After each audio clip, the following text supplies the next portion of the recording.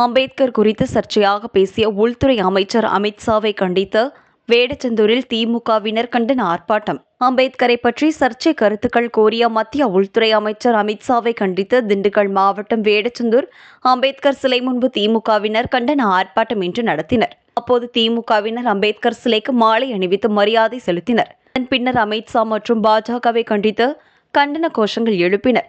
அதனைத் தொடர்ந்து வேடச்சந்தூர் திமுக எம்எல்ஏ காந்திராஜன் பேசினார்.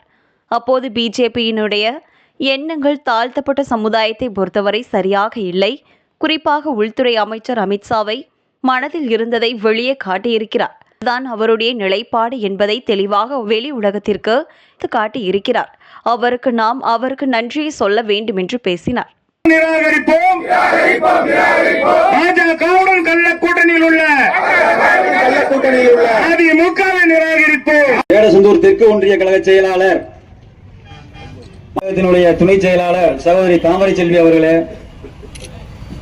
பொதுக்குழு உறுப்பினர் பூபதி மாரிமுத்து அவர்களே, மாவட்ட இன்றைய முதலமைச்சர் நம்முடைய முதலமைச்சர் தளபதியும், அதற்கு பின்பாக நம்முடைய இளைஞரணி செயலாளர் துணை முதலமைச்சர் சகோதரர் உதயநிதி அவர்களும், நம்முடைய கழகத்தின் துணை பொதுச் செயலாளர் உள்ளாட்சித்துறை அமைச்சர் திண்டுக்கல் மாவட்டத்தின்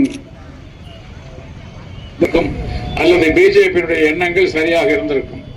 இது பிஜேபியினுடைய எண்ணங்கள் தாழ்த்தப்பட்ட சமுதாயத்தை பொறுத்தளவிலே சரியாக இல்லை. குறிப்பாக உள்துறை அமைச்சர் நம்முடைய அமித்ஷா அவர்களை பொறுத்தளவிலே அவர் மனதில் இருந்ததை வெளியே காட்டியிருக்கிறார். இதுதான் அவருடைய நிலைப்பாடு என்பதை தெளிவாக வெளி உலகிற்கு எடுத்து காட்டியதற்காக அவர்களுக்கு நாம் நன்றியும் சொல்ல வேண்டும்.